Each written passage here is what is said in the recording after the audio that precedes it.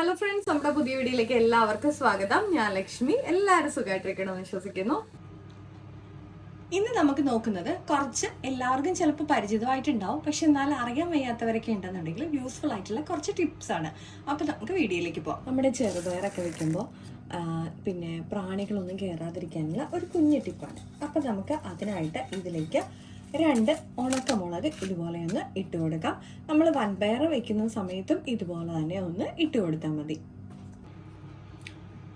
മല്ലി സ്റ്റോർ ചെയ്ത് വെക്കുമ്പോൾ പ്രാണികളൊന്നും കയറാതിരിക്കാൻ വേണ്ടിയിട്ട് നമുക്ക് ഇതുപോലെ 1-2 ഉണക്കമുളക് ബോട്ടിലിൽ ഇട്ട് കൊടുത്താൽ മതി. ഉപ്പ് സൂക്ഷിക്കുമ്പോൾ ചിലപ്പോൾ ഈർപ്പമൊക്കെ വരാറുണ്ട് അല്ലേ? അപ്പം നമുക്ക് അതൊന്നും വരാതിരിക്കാനുള്ള ഒരു കുഞ്ഞു ടിപ്പാണ്. നമ്മൾ ഉപ്പ് വയ്ക്കുന്ന പാത്രത്തിലേക്ക് കുറച്ച് അരിമണി ഇതുപോലെ ഇട്ട് കൊടുക്കാം. അതിനുശേഷം ജസ്റ്റ് ഇതുപോലെ ഒന്ന് നമുക്ക് നന്നായിട്ടൊന്ന് മിക്സ് ചെയ്തിട്ട് വെക്കാം. അപ്പം നമുക്ക് ഈർപ്പമൊന്നും ഉണ്ടാവില്ല. ഇതിന് പകരം ചെറിയൊരു ചിരട്ടയുടെ പീസാണെങ്കിലും ഇട്ട് കൊടുക്കാം കേട്ടോ. പഞ്ചസാര കുപ്പിയിൽ പ്രാണികളൊന്നും കയറാതിരിക്കാനുള്ള ടിപ്പാണ്. അപ്പം നമുക്ക് അതിലേക്ക് ഒരു കഷ്ണം കറുവാപ്പട്ട ഇട്ട് കൊടുക്കാം, അല്ലെങ്കിൽ നമുക്ക് ഏലക്ക ഇട്ട് കൊടുക്കാം, അല്ലെങ്കിൽ 1-2 ഗ്രാമ്പു ആണെങ്കിലും ഇട്ട് കൊടുത്ത് സൂക്ഷിക്കാം. അരിപ്പൊടിയും ഗോതമ്പൊടിയൊക്കെ സൂക്ഷിക്കുന്ന നമ്മുടെ പാത്രത്തിലേക്ക് ഒരു കഷ്ണം കറുവപ്പട്ട ഇട്ട് വെച്ച് കഴിഞ്ഞാൽ പ്രാണികളൊന്നും കയറാതെ ഒരുപാട് നാൾ നമുക്ക് സൂക്ഷിക്കാൻ പറ്റും.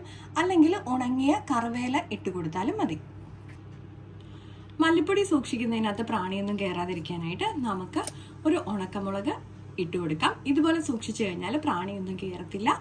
നമുക്ക് നല്ല രീതിക്ക് ഒരുപാട് നാൾ സൂക്ഷിക്കാൻ പറ്റും. കാപ്പിപ്പൊടി നമ്മൾ പൊട്ടിച്ചിടുകയോ അല്ലെങ്കിൽ നമ്മൾ ആ ബോട്ടിൽ തന്നെ പൊട്ടിച്ചതിന് ശേഷം അതിൻ്റെ മണമൊന്നും പോകാതിരിക്കാൻ വേണ്ടിയിട്ടുള്ള ഒരു സിമ്പിൾ ടിപ്പാണ്. നമുക്ക് ഇതിൻ്റെ മുകൾ ഭാഗത്തിലേക്ക് ഇതുപോലെ ഒരു ചെറിയ ക്ലിങ് ഫിലിമിൻ്റെ ഒരു പീസ് ഒട്ടിച്ചു കൊടുക്കാം. അല്ലെങ്കിൽ നമ്മുടെ ഒരു നോർമൽ കവർ ആണെങ്കിലും ഇതുപോലെ നല്ല നീറ്റായിട്ടുള്ള ഒരു കവർ വെച്ചിട്ട് ഇതുപോലെ ഒന്ന് ക്ലോസ് ചെയ്തതിന് ശേഷം നമുക്ക് അടച്ചു സൂക്ഷിച്ചാൽ കാപ്പിപ്പൊടിയുടെ മണം പോകാതെ നിൽക്കും. അതുപോലെ മസാലകളൊക്കെ പൊട്ടിച്ചു വെക്കാറുണ്ട് അല്ലേ? അത് ഇപ്പം മുളക് പൊടിയാണെങ്കിലും മല്ലിപ്പൊടി ആണെങ്കിലും ഫിഷ് മസാല, സാമ്പാർ പൊടി, ഇതെല്ലാം മല്ലിപ്പൊടി അങ്ങനെയുള്ളതെല്ലാത്തിലും നമുക്ക് ലേശം ഉപ്പൊന്നിട്ടതിന് ശേഷം ഒന്ന് മിക്സ് ചെയ്ത് വെച്ച് കഴിഞ്ഞാൽ നമ്മുടെ പൊടിയിലൊന്നും ഈർപ്പം ഉണ്ടാവുകയോ അല്ലെങ്കിൽ കട്ട പിടിക്കുകയോ ഒന്നും ചെയ്യത്തില്ല കേട്ടോ. നമ്മൾ പാക്കറ്റിൽ പപ്പടം പൊട്ടിച്ച് കഴിഞ്ഞാൽ ഇനി കേടാവുന്നുള്ള ടെൻഷനൊന്നും വേണ്ട കേട്ടോ. അപ്പം നമ്മുടെ ഈ പാക്കറ്റിലേക്ക് കുറച്ച് ഉലുവ ഇതുപോലെ ഒന്ന് ഇട്ട് കൊടുത്തതിന് ശേഷം നമ്മുടെ ഫ്രിഡ്ജിൽ സൂക്ഷിച്ച് വെച്ച് കഴിഞ്ഞാൽ പപ്പടം കേടാകാതെ സൂക്ഷിക്കാൻ പറ്റും. നമുക്ക് കത്രികയുടെ മൂർച്ച എന്ന് കൂട്ടിയെടുത്താലോ?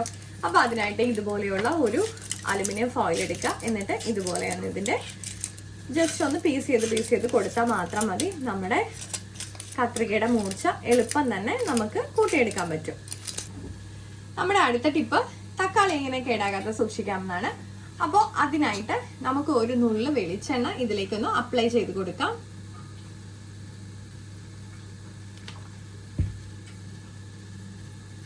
ഇത് നമുക്ക് കംപ്ലീറ്റ്ലി നമ്മുടെ തക്കാളിയിൽ മൊത്തമായിട്ടൊന്ന് അപ്ലൈ ചെയ്ത് കൊടുത്താൽ മതി.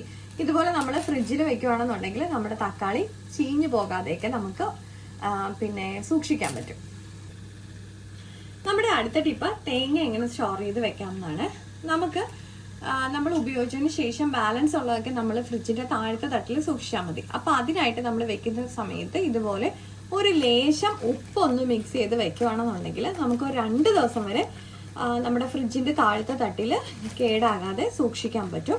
നമുക്ക് കൂടുതലായിട്ടുള്ള പിന്നെ തേങ്ങയൊക്കെ സ്റ്റോർ ചെയ്യാനാണെന്നുണ്ടെങ്കിൽ അത് ഫ്രീസറിൽ തന്നെ സൂക്ഷിക്കുന്നതാണ് ഏറ്റവും നല്ലത്. നമ്മുടെ അടുത്ത ടിപ്പ് നമുക്ക് കാന്താരി അല്ലെ പച്ചമുളകൊക്കെ എങ്ങനെ സൂക്ഷിക്കാം എന്നാണ്. അപ്പം നമുക്ക് എന്താ ചെയ്യേണ്ടതെന്ന് നോക്കിയാലോ? അപ്പം അതിനായിട്ട് നമുക്ക് ആദ്യം ഇതിന്റെ തണ്ടൊക്കെ ഒന്ന് കളഞ്ഞെടുക്കാം.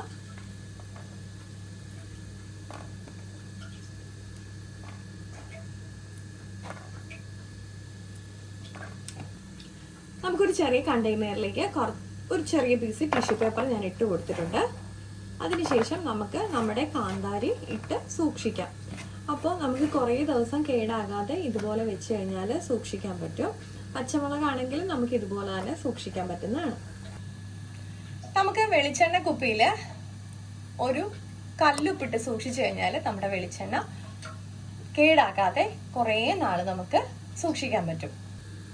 നമ്മുടെ അടുത്ത ടിപ്പ്, നമ്മൾ കിഴങ്ങൊക്കെ ഇങ്ങനെ മുള വരാതിരിക്കാൻ വേണ്ടിയിട്ട് നമുക്ക് ഒരു കുഞ്ഞു ടിപ്പാണ്. അപ്പം നമുക്ക് അതിനായിട്ട് നമ്മൾ പൊട്ടറ്റോ ഒക്കെ വെക്കുന്ന കൂട്ടത്തിൽ ഒരു ആപ്പിൾ കൂടെ വെച്ച് കൊടുത്താൽ മതി. അപ്പോൾ നമ്മുടെ ഇന്നത്തെ കുഞ്ഞു കുഞ്ഞു ടിപ്സ് എല്ലാവർക്കും ഇഷ്ടപ്പെട്ടിട്ടുണ്ടെന്ന് വിചാരിക്കുന്നു. മറ്റൊരു വീഡിയോയിൽ കാണും വരെ നന്ദി, നമസ്കാരം.